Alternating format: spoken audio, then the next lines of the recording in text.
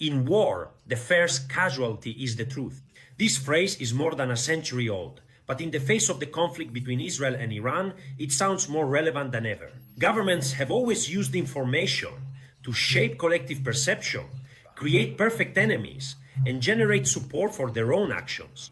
A striking example was the United States war in Iraq, justified by the supposed weapons of mass destruction that were never found. Perhaps the greatest fake news of the modern era, which cost the lives of hundreds of thousands of people. Today, something similar is happening, a one-sided narrative of events, where television, newspapers and social media all report the same version handed down from above by Western governments. Israel, a democratic country, which among other things is carrying out a genocide in Palestine and violating international law every single day, attacks Iran to defend itself from a possible nuclear threat and thus is legitimized. Period. End of the narrative. No doubts, no nuances, no context. There is no room for complexity. Public opinion is taken care of.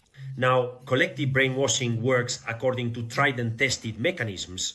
They have always been the same for centuries, but today, thanks to the internet and technology, they have become more subtle and pervasive. I'll sum them up for you in 5 points so that you can easily spot them. 1. Extreme simplification. Reducing reality to a clash between us, the good guys, and them, the bad guys. 2. Obsessive repetition. Endlessly repeating a narrative until it becomes perceived as the truth.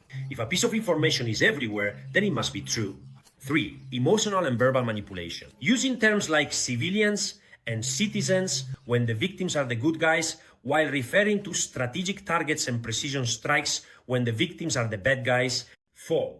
Silencing dissent. Anyone who tries to think outside the predetermined framework is silenced and discredited. It doesn't matter what you say, but whether you're on the right side. 5. Algorithmic control. Social platforms are the new stage for prepackaged news and mass distractions. To defend yourself against these traps, I suggest just as many strategies that each of us can put into practice. 1.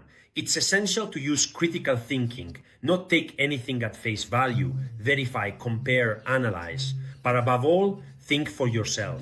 2. Seek out independent sources, especially those that present a version of events that differs from the official one. 3. Reduce media exposure, avoiding an overload of posts and news. It's better to know fewer things but in greater depth than to read hundreds of headlines and think you have a complete overview. 4. Study at least a bit of history because it is cyclical and always repeats itself. So knowing it helps to better understand the present and imagine the future. 5. Accept complexity because in war, as in life, absolute good guys and bad guys often do not exist. When they declare that the war is inevitable, when they show us only one side of the coin, when they tell us whom to condemn and whom to support, let's pause for a moment because that's exactly when the most dangerous war is beginning, the war against the truth. True journalism, from my point of view, is not about convincing people of something, but about making them doubt, or better yet, reflect. So when faced with journalists and hacks, court jesters and various politicians, pundits and influencers who try with all their might to convince you of something, always be wary. Maybe we can't stop wars or prevent governments and their megaphones, represented by the mass media, from lying to us, but we can choose not to be complicit. We can choose not to be fooled, to train our eyes every day to see beyond the veil, and our hearts not to hate. In a system that wants us angry, afraid, distracted, ignorant, and easily manipulated, if we want to defend ourselves, it is essential that we learn to think for ourselves. According to Julian Assange, almost all wars started in the last 50 years have been the result of media lies. Therefore, if lies can lead to war, truth is the main road to peace.